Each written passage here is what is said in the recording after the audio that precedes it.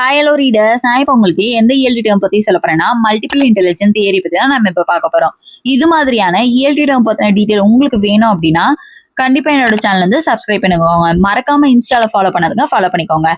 இந்த தியரி வந்து யார் கைன் பண்ணிருக்காங்க அப்படின்னா ஹார்வர்ட் கார்டினர். எப்போ அப்படின்னா 1983ல. இந்த தியரியில வந்து இவர் என்ன சொல்றாரு அப்படின்னா எல்லா மனுஷங்களுக்கும் யூனிக்கான மிக்ஸ் ஆஃப் தி இன்டெலிஜென்ஸ் இருக்கும் அப்படின்னு சொல்றாரு. அதாவது சில பேருக்கு வந்து டான்ஸ் வரும், அது கூடவே சேர்த்து மியூசிக்கும் நல்லா பண்ணுவாங்க. சில பேருக்கு ரீடிங் வரும், ஆனா வந்து ரைட்டிங்குமே சூப்பரா பண்ணுவாங்க. அதுதான் என்னன்னு சொல்றாங்கன்னா மல்டிபிள் இன்டெலிஜென்ஸ். அதாவது ஒருத்தவங்களுக்குள்ள 2-3 டேலண்ட் இருக்கிறதா என்னன்னு சொல்றாருன்னா மல்டிபிள் இன்டெலிஜென்ஸ் அப்படின்னு சொல்றாரு. இவர் வந்து சொன்ன 9 இன்டெலிஜென்ஸ் பத்தி தான் நான் இப்போ உங்களுக்கு எக்ஸ்பிளைன் பண்ண போறேன். ஃபர்ஸ்ட் அவர் சொன்னது என்ன அப்படின்னா லிங்குஸ்டிக், அதாவது லாங்குவேஜ் வந்து எஃபெக்டிவ்ல வந்து யூஸ் பண்றவங்கள லிங்குஸ்டிக் அப்படின்னு சொல்றாரு. அது வந்து யாரு அப்படின்னா T.S. Eliot. அவர் வந்து போயட்டாவும் இருந்திருக்காரு, ரைட்டரா. அதாவது 2 டேலண்ட், இது மாதிரி லாங்குவேஜ் வந்து எஃபெக்டிவ்லி யூஸ் பண்ண தெரிஞ்ச 2 டேலண்ட் உள்ளவங்க யாருன்னா T.S. Eliot போயட்டாவும் இருந்திருக்காரு, ஆஸ் யூஷுவல் ரைட்டராகவும் இருந்திருக்காரு. செகண்ட் ஒன் என்னன்னா லாஜிக்கல் மேத்தமெட்டிக்கல், அதாவது லாஜிக்கலி திங்க் பண்ணுவாங்க, மேத்தமெட்டிக்ஸும் வந்து நல்லாவே பண்ணுவாங்க. அது யாரு அப்படின்னா ஆல்பர்ட் ஐன்ஸ்டீன்.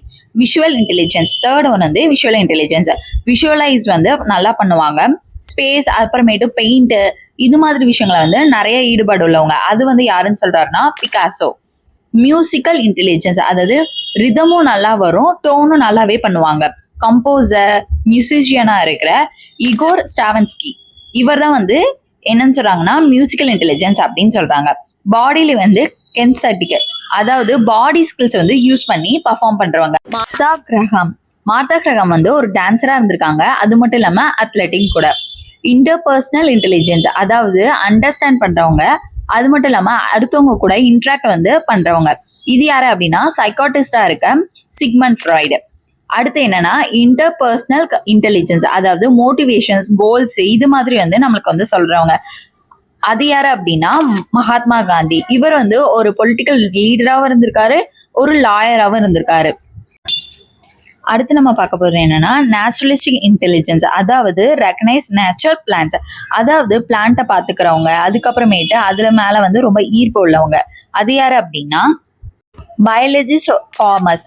அதுக்கப்புறம் என்னன்னா எக்ஸ்டென்டியல் இன்டெலிஜென்ஸ், அதாவது டீப் திங்க் வந்து பண்றவங்க, திங்கர்ஸ், பிலாசபர்ஸ். அவங்களாம் வந்து அடுத்தவங்களுக்கு வந்து பிலாசபி சொல்றவங்க, ரொம்ப அதிகப்படியான ஈர்ப்பு வச்சிருக்கவங்க. எது மேல அப்படின்னா லைஃப் மேல.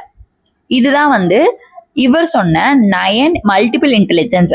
இந்த தியரி மூலமா இவர் நமக்கு என்ன சொல்ல வர்றாரு அப்படின்னா நமக்குள்ளேயும் நிறைய வந்து டேலண்ட் இருக்கு அப்படின்னு சொல்றாரு. அது வந்து நம்ம வெளிப்படுத்துக்கிறதுலயும் நம்ம யூஸ் பண்றதுலயும் தான் இருக்கு அப்படின்ற ஒரு விஷயத்த வந்து இங்க இவர் வந்து இந்த தியரி மூலமா நம்மளுக்கு புரிய வச்சிருக்கிறாரு. Thanks to all.